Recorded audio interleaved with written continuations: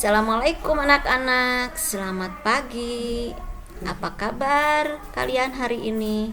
Mudah-mudahan kalian sehat semuanya dan ada dalam lindungan Allah Subhanahu wa Ta'ala. Amin.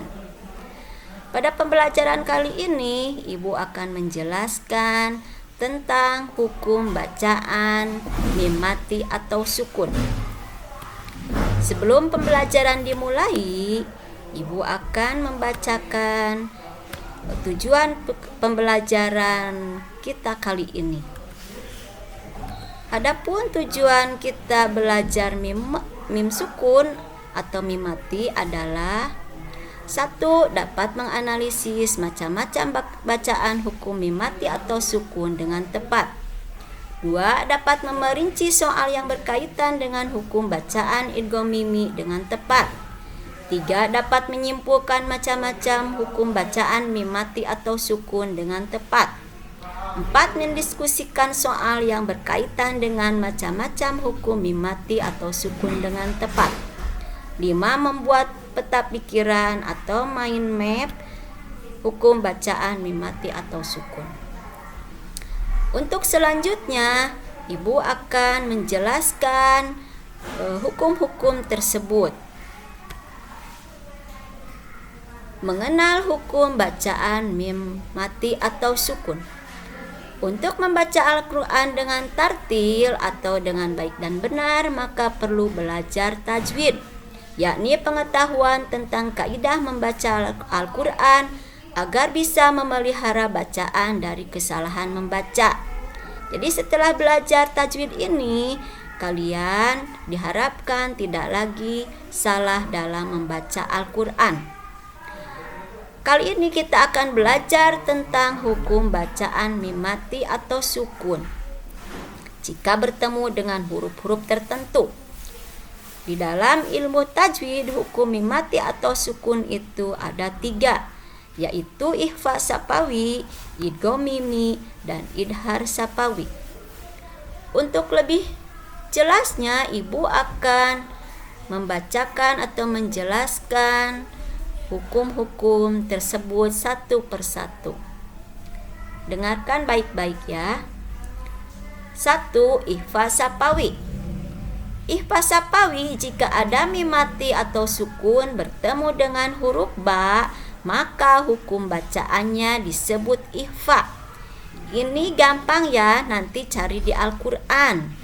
Hukum mim mati ikhfa sapawi itu yaitu apabila mim sukun bertemu hanya ada satu huruf saja, yaitu huruf ba.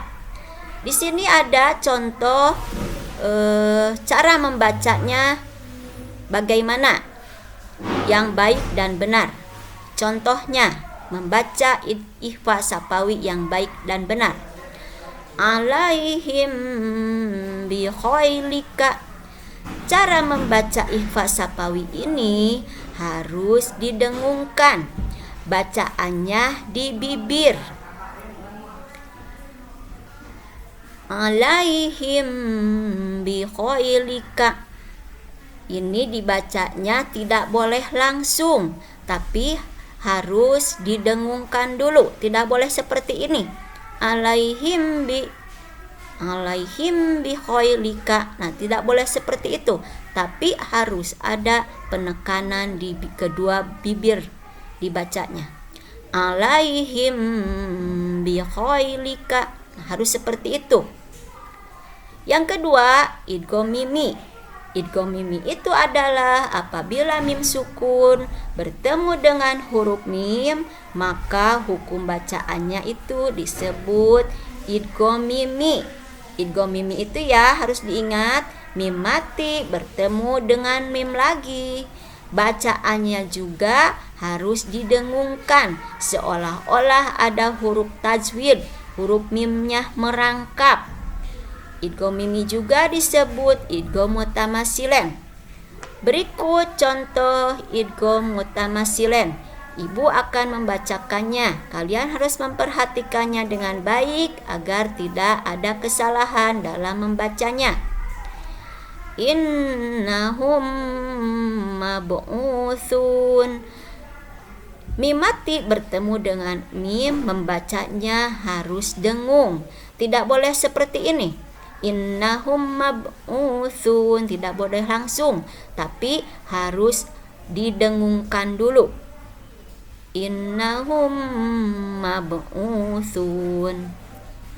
Hukum yang ketiga adalah izhar sapawi. Izhar sapawi ini adalah apabila mim sukun bertemu dengan semua huruf hijaiyah selain huruf ba dan mim. Karena huruf ba tadi sudah termasuk kepada ifa sapawi, sedangkan huruf mim sudah termasuk kepada idgham mimi. Maka semua huruf hijaiyah selain ba dan mim itu sudah termasuk izhar sapawi. Izhar artinya jelas, jadi tidak boleh didengungkan cara membacanya. Contohnya seperti ini. Hum qalu. Nah, tidak boleh dibaca didengungkan. Hum qalu. Nah, itu salah membacanya. Tapi yang benar adalah hum qalu. Sampai di sini mungkin anak-anak sudah mengerti ya. Untuk lebih jelasnya, di sini Ibu sudah menampilkan ada beberapa contoh ikhfa sapawi, idgham mimi, dan izhar sapawi. Ibu akan membacakannya satu persatu agar kalian tidak salah dalam membacanya.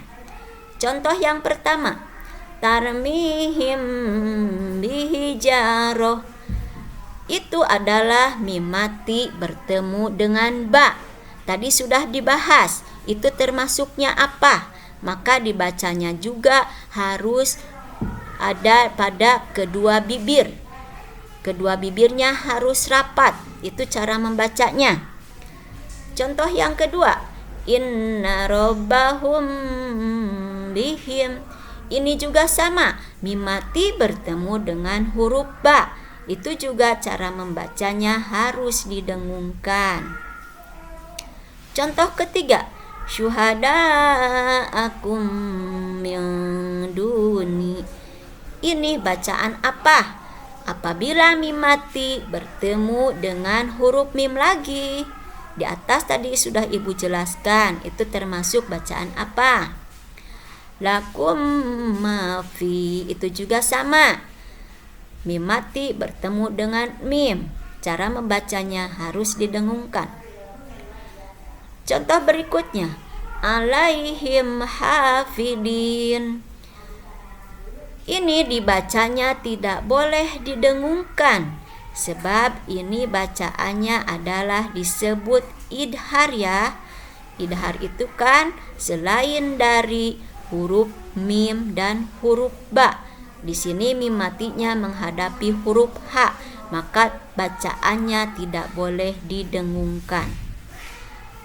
Yang selanjutnya, lahum masyau. Nah, itu juga dibacanya harus didengungkan sebab mim mati bertemu dengan mim dan seterusnya. Nanti di sini Ibu sudah sediakan lembaran kerja yang harus kalian isi. Nanti kalian bisa mengisinya di kolom-kolom yang telah Ibu sediakan. Di sini ada hukum mim mati, Ibu sudah membaginya ada 3. Hukumnya apa saja? Itu disebutkan. Hurufnya, huruf apa saja bertemu dengan huruf apa. Kemudian contohnya apa?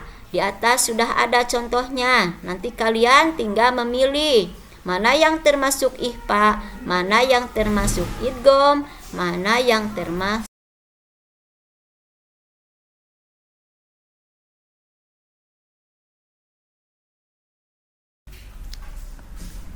Demikianlah pemaparan dari Ibu. Sebelum Ibu menutup pelajaran, Ibu akan memberikan kesimpulan dari materi yang telah Ibu sampaikan tadi.